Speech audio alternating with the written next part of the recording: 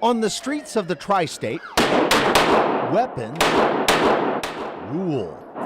From handguns to high-powered assault rifles. The officers of the Cincinnati Police Department come across a multitude of types of guns. Police say they're facing ever-increasing firepower. The assault weapon type guns to the small caliber single-shot handguns. But when criminals are caught, their weapons, that's an AK-47, are confiscated. It's a semi-auto. But what happens to those weapons after they're seized? Well, the answer to that depends on which side of the river you're on. That's right. Here in Ohio, most of the guns confiscated from criminals are destroyed. But over here in Kentucky, every gun that's seized must by law be sold. That includes guns used in violent crimes, even murder weapons.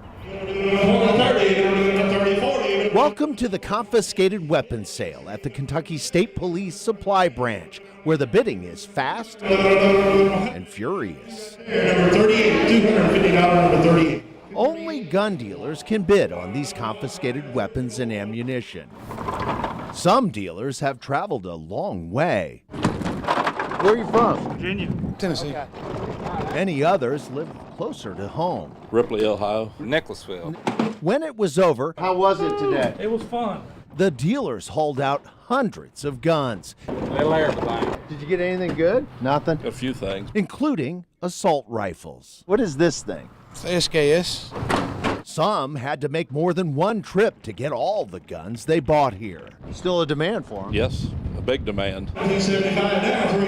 To meet that demand, Kentucky passed this law 20 years ago, which mandates all confiscated firearms shall be sold at public auction to federally licensed firearms dealers, with all money going to the state and local police. Last year, confiscated gun auctions in Kentucky brought in more than $628,000. 20% went to the state police. 80% was distributed, as required by law, as grants from Homeland Security to 5 police departments to buy bulletproof vests, guns, and ammunition for officers. We're still waiting on a full list of what was purchased and which departments benefited. Are you surprised? I am a little bit surprised. Cincinnati Police Lieutenant Colonel Terry Thege is surprised by Kentucky's law because Ohio law requires a court to approve selling confiscated firearms. Here in Cincinnati, a city ordinance simply says all weapons need to be destroyed for public safety reasons. So you have a municipal code, you have a law, you have a city law that says you must destroy. Correct. Last year, CPD destroyed 1,257 firearms. In 2016, CPD destroyed 1,142 guns. All of them melted down at a metal company that's not in Ohio. Would it be Kentucky? It might be. It might be across the river. And that is ironic. That is ironic. While police don't make policy, CPD is pleased to get rid of the guns. Just to alleviate that question of whose hands it could possibly get into, the better alternative is to destroy it. Back across the river in Newport, Police Chief Tom Collins abides by, but does not support Kentucky's mandate to sell seized guns. I'm not happy about it, and I think any law enforcement officer feels the same way. Once we get a weapon off the street, I don't really want to have to deal with that weapon again. Chief Collins is so unhappy, he won't accept money collected from that gun auction in Frankfort. So you made a conscientious decision not to get a grant from the sale of the weapons. That's correct. You must believe in that very strongly. I do. But gun dealers have strong beliefs too, even if they didn't want to talk about that on camera. But I don't really want to do interviews because I don't really like the media, no offense. And with a strong law and millions of dollars in sales, the sound of the auctioneer here will not likely be silenced anytime soon.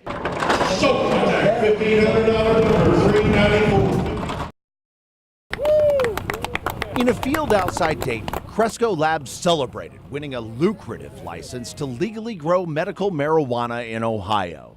Among those at the groundbreaking, Chris Schrimpf, who's listed on the official Department of Commerce application as having a 4.45% share in Cresco Labs, Ohio. His brother Mike Schrimpf has a 3.95% share. If Chris looks familiar, he should. He's one of the many politically connected people who are listed as shareholders in companies who competed to grow marijuana in Ohio. Chris Schrimpf was a senior communications advisor for Ohio Governor John Kasich's presidential campaign. His brother was Kasich's campaign communications director. After numerous calls and emails to the Schrimpf brothers asking whether political connections influenced the outcome, a public relations advisor to Cresco called me, telling me that the brothers have referred all my questions to the company and that the Schrimpfs would not be commenting. Meanwhile, the co-founder of Cresco Labs, Charlie Bechtel, who celebrated Cresco's victory in December, this is a big day for the patients in Ohio, for the state did of send me Ohio, a for statement to answer my question. We were successful because of our team's experience winning merit-based applications and running award-winning cultivation facilities in 4 other states, he wrote, adding, politics played no part in this very rigorous application process. But even as that groundbreaking was happening, Ohio's Attorney General Mike Duane noted how many politically connected people in Ohio were listed as owners. You know, it just doesn't look good. Does not look good at all. Duane called it a political feeding frenzy. You know, every lobbyist, every person around there, you know, has got some piece of the action. I smell a few rats. I think someone left the back door open inside our administration. Jimmy Gould contends that he and his company, CannAscend Ohio, faced a flawed process that was stacked against them. But even CannAscend Ohio had 3 politically connected shareholders with close connections to the governor on its application. I was warned not to go into partnership with the government. I was told point blank by many people, you will not get a fair shake. Gould and 5 other companies filed this lawsuit against the state. 60 other companies so far are appealing. Meanwhile, the state auditor confirms Commerce is only now beginning to cooperate. Is Commerce cooperating in the true sense? Since Friday, the cooperation has been exemplary. What about before Friday? Less than exemplary.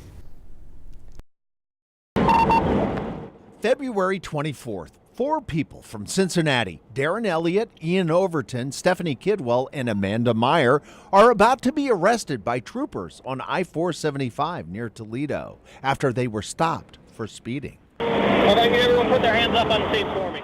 Inside the car, troopers find more than 10 pounds of marijuana-based product purchased just hours before from a dispensary in Ann Arbor, Michigan. The people in the car informed troopers the marijuana is medicine. And they try to show their medical marijuana cards. I have the card. Okay. Issued by this Toledo doctor. We were operating under the assumption that the law was on our side. Next thing we know, we get things in the mail, indicted on charges, and we're facing 33 years in prison. What Darren and the others relied on is something called the affirmative defense. Simply speaking, that means if Darren and the others adhered to the guidelines of the new law, there should be no legal consequences. But when it comes to this law, like so many others here at the Ohio State House, it's never quite that simple. State Senator David Burke, a pharmacist who was one of the lead legislators behind Ohio's medical marijuana law, stated in October of 2016, willing physicians are in the free and clear to recommend cannabis and would be covered by affirmative defense. You worried about the confusion this creates? No. What about the people who need it and are using it? Well, again, looking at affirmative defense, if you apply the bill to your affirmative defense, the court would have to decide whether or not you fit in those parameters. So according to lawmakers, the case of the 4 from Cincinnati is where it belongs, even if a doctor, no one else is questioning what we do except this court on this day, and his patients, I need a free to leave, thought medical marijuana cards I have the card. were enough to cover them. You have right main silent, and you say... The Fernald Preserve appears to be a perfect picture of how to clean up a high-level radioactive site. Wetlands, prairies, and woods have replaced one of the worst Superfund sites in the country. It looks pretty, it's nice, it's what we wanted, it's the lipstick on the pig. Is that what it is? Yeah, that's what it is. Tony Tetsuwari was a senior environmental scientist at Fernald. From 1996 to 2006, Tetsuwari worked on the $4.4 billion cleanup of the former Fernald Feed Materials Production Facility. And for the next decade, Tetsuwari claimed radiation remains a real threat here. Is Fernald cleaned of radioactive danger? No, sir, not at all.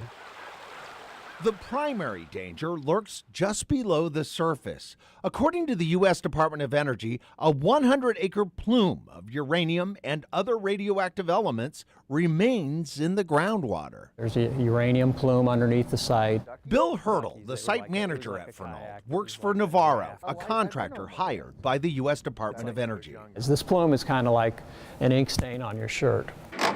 We've pumped 40-some billion gallons of water out of this aquifer, so we've washed that shirt a bunch of times. Hurdle tells me the uranium in the groundwater won't be cleaned to safe drinking water standards until at least 2036. This is where we treat for the uranium with filtration. This is the heart of that cleanup. A water treatment plant where 23 wells pump water from the aquifer to this plant for filtration. This is what filters out the uranium. It's the ion exchange resin, and it's little tiny beads. So when this is on, you get the uranium. That's correct.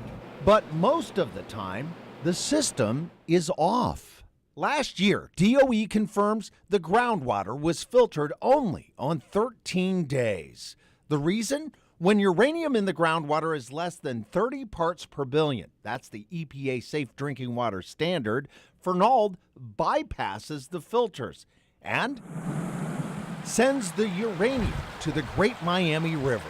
It just gets pumped out, correct? It just gets pumped out to the river, that's correct. The uranium that's coming out is radioactive, correct? Yes. How much uranium is being released from the site? A little over 500 pounds per year. According to data from the DOE, 3.3 tons of uranium has been dumped into the Great Miami since 2007, the year Fernald was officially cleaned up. The uranium we're discharging to the river is dissolved in the water. Hurdle and the DOE insist all that uranium released is safe. The uranium discharges, Hurdle says, mix with background levels in the river and pose less than a 1 in a billion cancer risk. That's not significant to present a risk to anyone? No, it's not, based on the calculations that were done, that were approved and reviewed by EPA. The EPA agrees, telling me its cancer risk models, which are reviewed at Fernald every 5 years, are sound. And the data supports the position that we've taken on with regard to continuing monitoring. It's basically trust us, we're scientists, we know.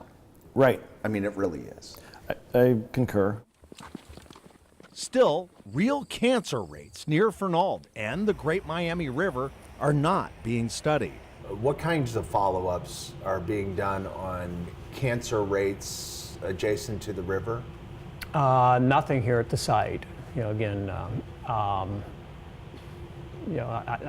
not aware of anything. The water treatment plant at Fernald is being rebuilt. New filters are being installed, but it will function like the old one, with water bypassing the filter when the uranium isn't high enough to trigger treatment. Why not just filter all of it? Well, it's a cost thing. While the uranium flows to the Great Miami, these old pipes that once carried the groundwater at Fernald are stacked and bagged, now classified as low-level radioactive waste. Is the radioactive threat at Fernald still there? Yes, sir.